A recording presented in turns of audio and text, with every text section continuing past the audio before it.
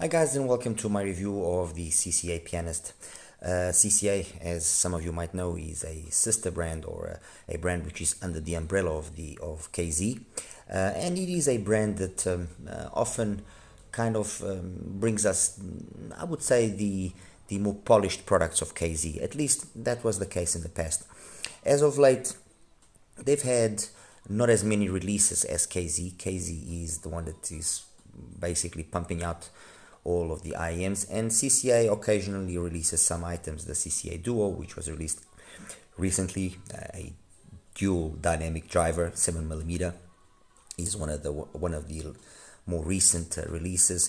The HM20, which I am a very big fan of, a 1+7.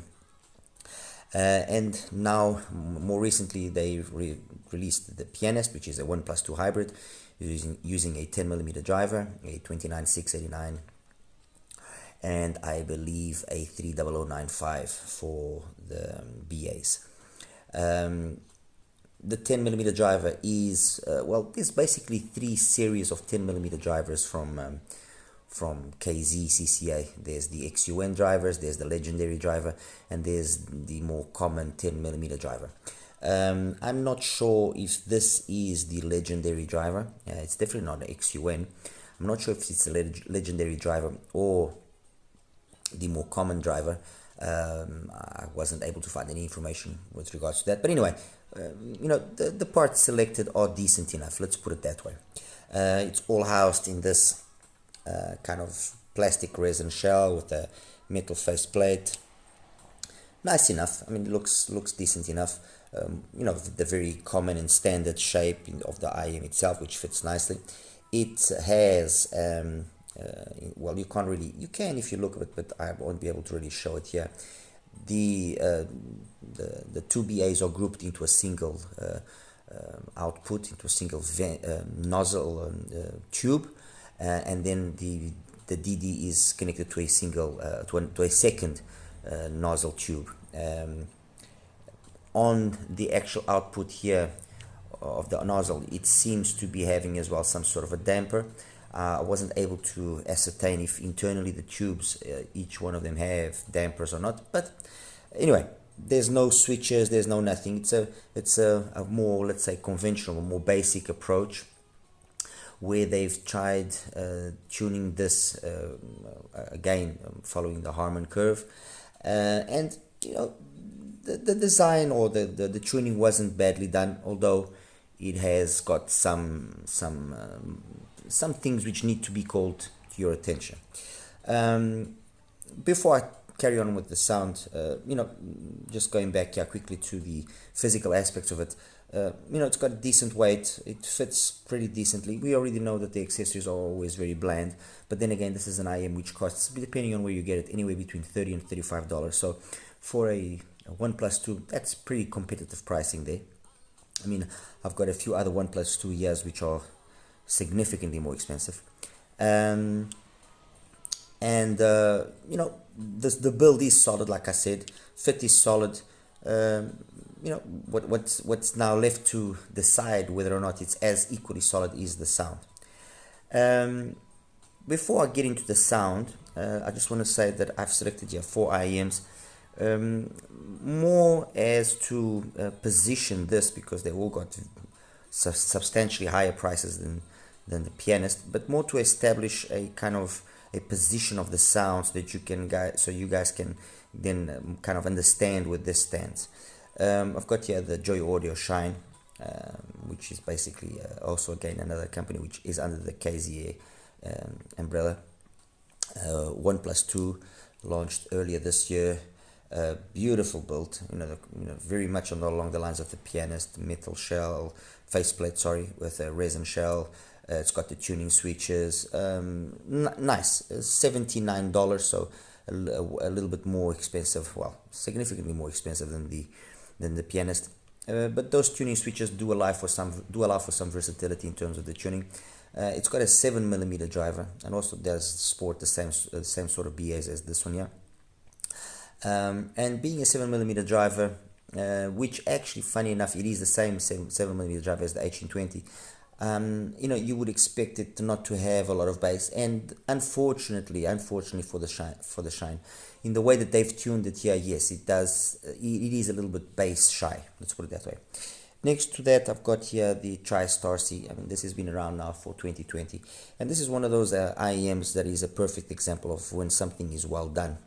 It is also one of the first IEMs when, you know, tuning switches was not something of a rage. This was one of the first IEMs to have tuning switches, as you can see. 1+2 as well, 8mm driver. And I mean, the build quality, everything is on another level of quality. Obviously, this is also a different price. We're talking anywhere you can get this now anywhere between $110 and $130, depending on where you pick it up. Occasionally, it does come a little bit down, but that's more or less the price that you can find it. In terms of the sound, the Star C was known for being super clean. So technically very capable, very detailed IEM,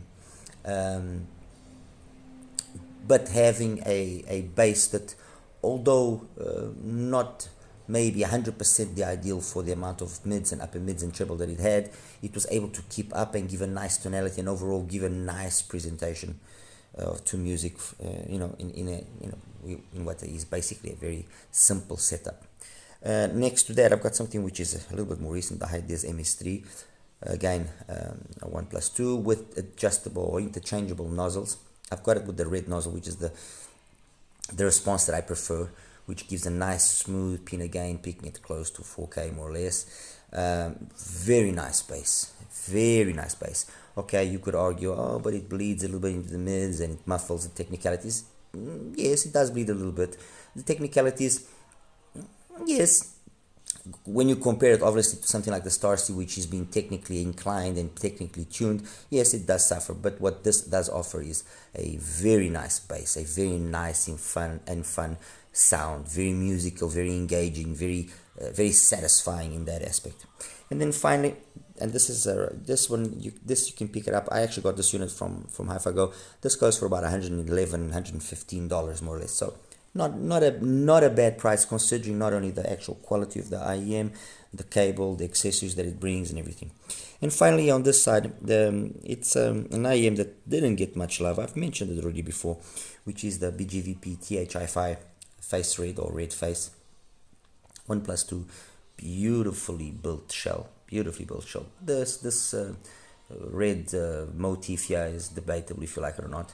Internally, 10mm driver, 2 BAs. Very smart structure inside of how everything is put together. Again, very nice bass. It has a kind of like a tucked bass presentation.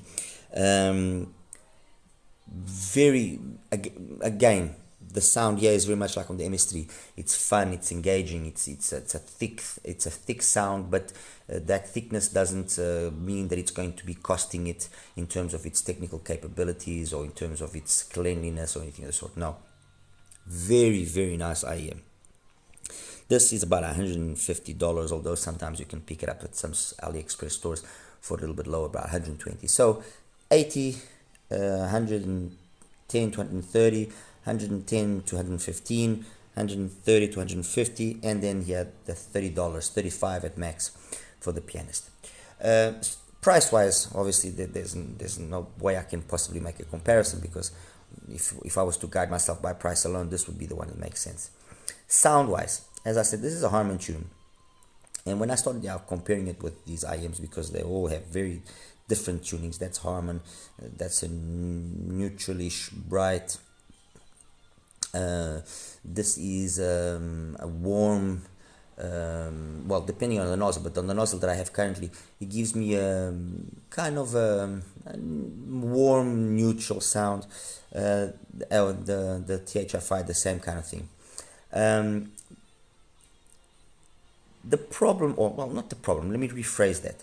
The Pianist, in its first approach, if you've chosen the right tip, and if you've chosen the right source, and the Cayenne, something like it's a little bit warmer, the Cayenne or the Yuki from Awun,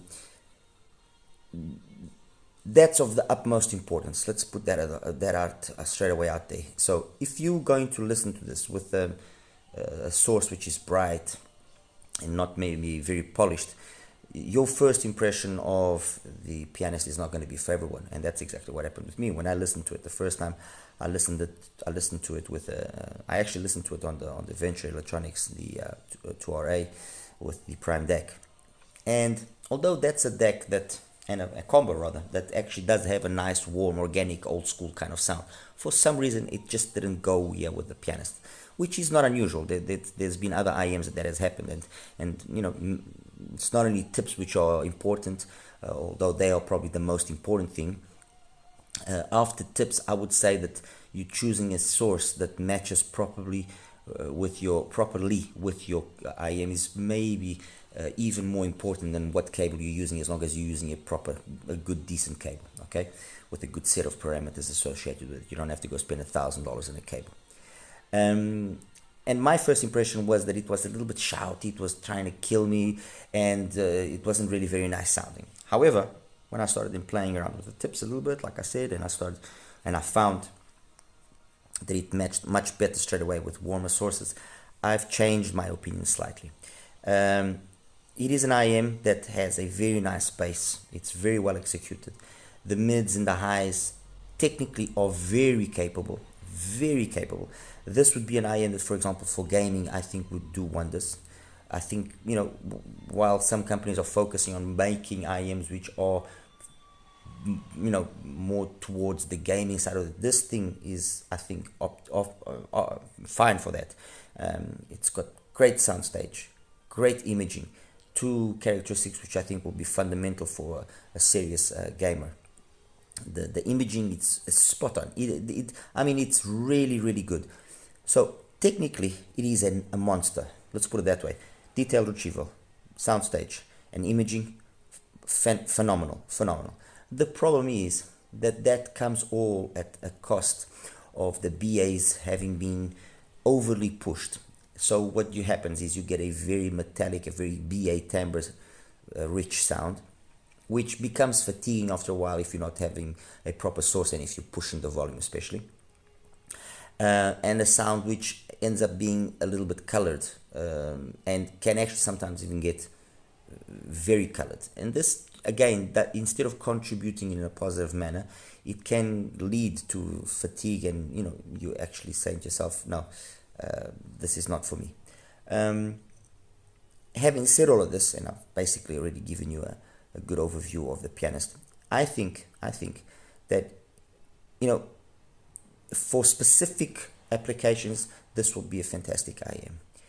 If you're a person that also likes to listen to music mostly low, again, this will be a perfect IM for you. If you are a person that has a lot of warm sources that need maybe a little bit of a sparkle in terms of its end of chain connection, which will be obviously the earphone, then the Pianist is for you as well.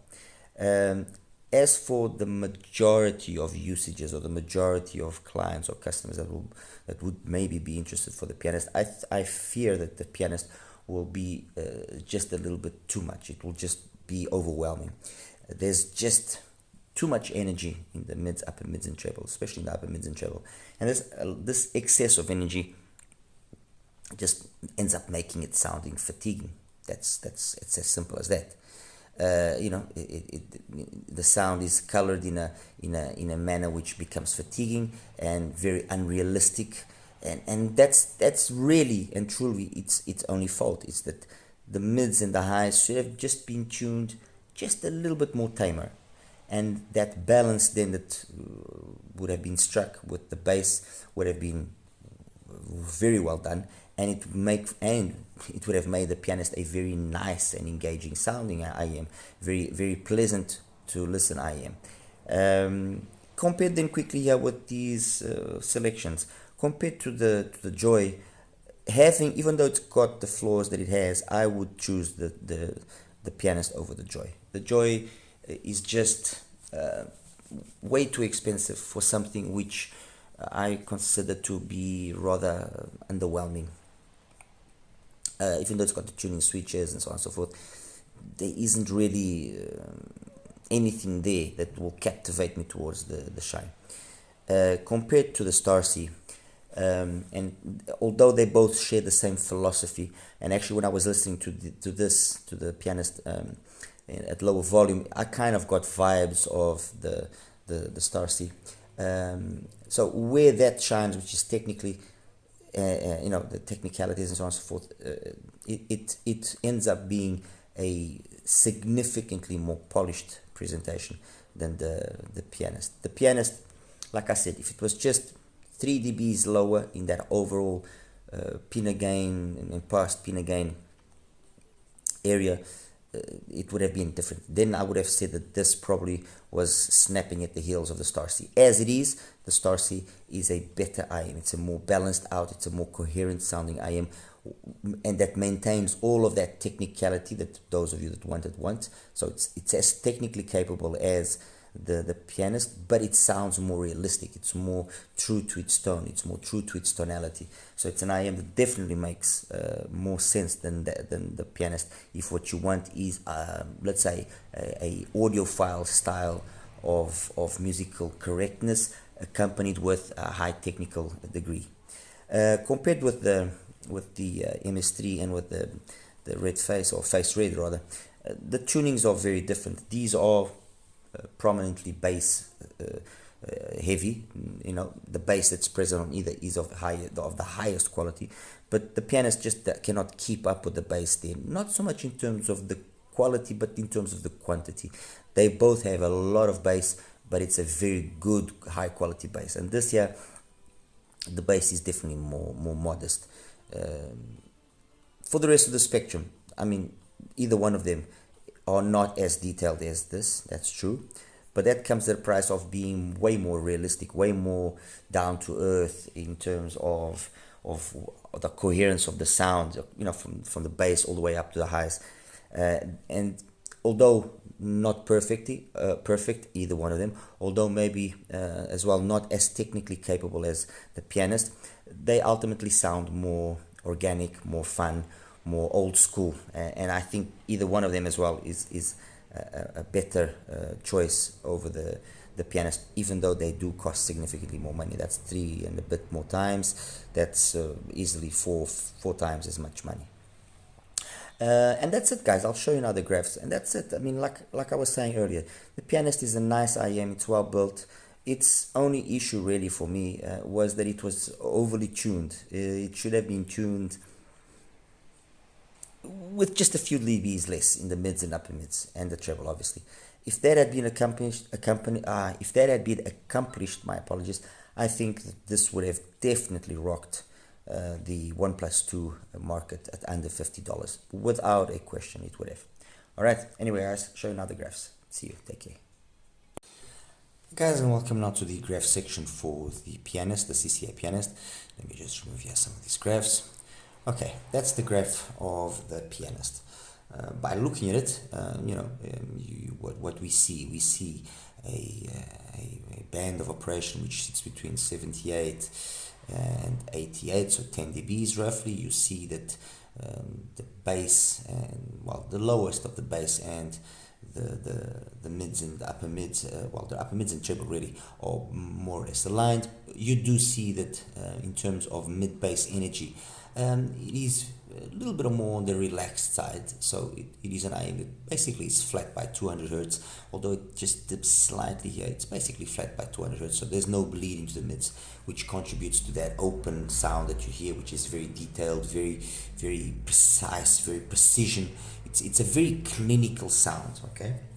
And then you have this nice progressive pinna gain, peaking it close to 3K, 2 point something, plateaus, and then drops off nicely.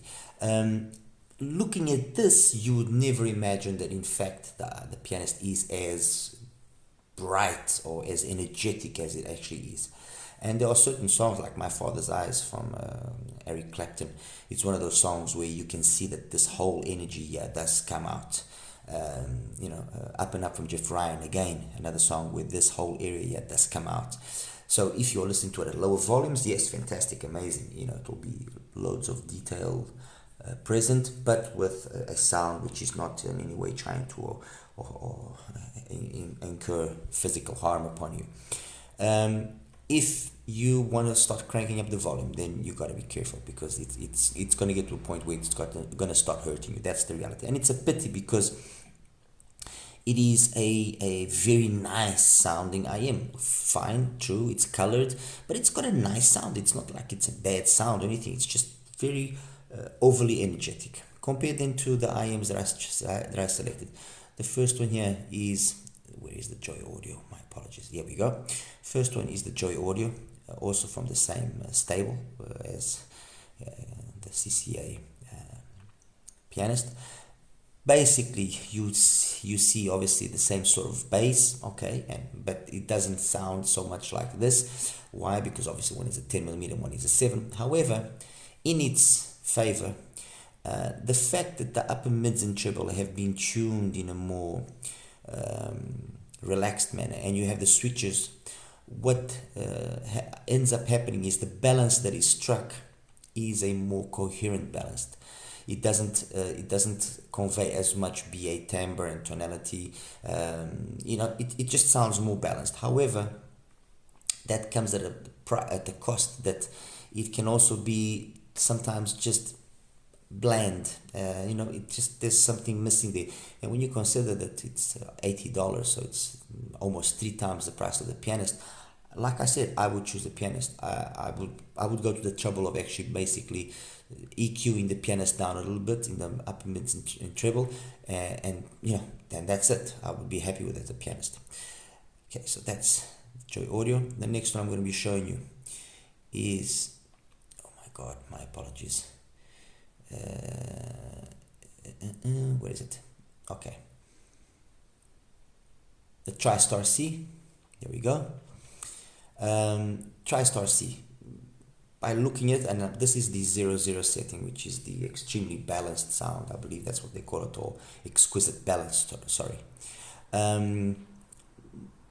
It's the coherency across the board of the Star C that makes it be as good as it is, and then the fact that it's got all this energy here in the treble area, it then conveys all those twinklies and sparkles that it's needed. So in terms of its technical capabilities, it's a highly effective IM. It does it all very well with a very sensible degree of timbre and tonality for the BAs not being too evident, and it sounds correct, but correct in a polished and mature manner. And when you compare it with the Pianist, there's just no comparison. I mean, this is a very nice, detailed IM that sounds very mature, very upscale. Okay, and I remember back in the day when it came out, it was trading blows with IMs that were significantly more expensive than it. Okay,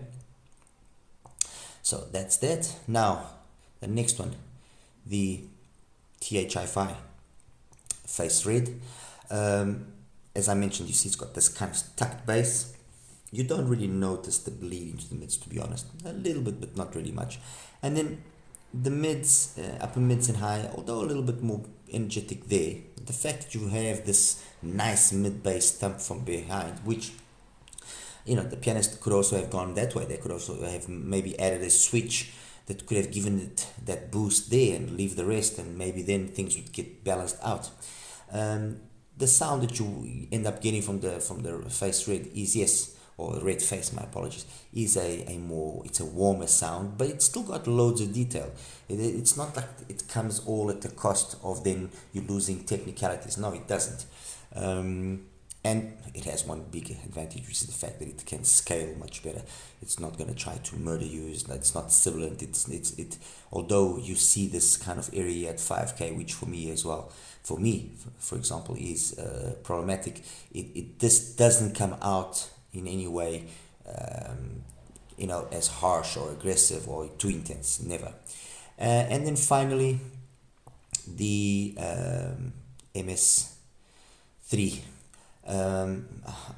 This area above 1K, very nice. It is very nice. Below, super prominent bass. Okay, very thick sounding. Yes, it does influence and bleed into the mids and influence then the ultimate detail. But you know what, the MS3, like is many times the case with a lot of Penon and ISM products, the driver chosen to handle the low frequencies is a high quality driver. So you can get away with having this much bass put into it because it's going to sound clear, it's going to sound clean. And although it might not ultimately match up with the mids and the upper mids and the treble and some vocals and instruments in the best manner, it still manages to come together to give a presentation which is very engaging. It's what happens with, like, for example, the Maestro Mini and many other products which are significantly way more expensive. They are tuned with very high bass output, but because the driver is a high quality driver, the bass that is given, instead of being boomy and floppy and slow, no, it is a quick dynamic bass. And that's exactly what happens here with the MS3. It's a very different tune, to be, you know, let's say more correctly compared with the Pianist, but ultimately, if I have to choose one, I'll be honest, I would choose the MS3. It just has a more satisfying sound. Okay. Anyway, guys, that's my take here on the Pianist. I think it's an IM that it's almost there, honest. And like I said earlier, I think it's an IM that maybe not for music unless you really are going to listen at very low volumes all the time. Okay, and or you like this very powerful presentation in the mids, upper mids, and treble. But as a gaming IM, I think this would actually do quite well. I really do think that this would be a very competent IM if it was basically used for gaming applications. Anyway, guys, that's my take for the Pianist. Any questions you might have, please feel free to ask me, and I'll do my best as always to answer as quickly as possible. You take care now. Bye bye.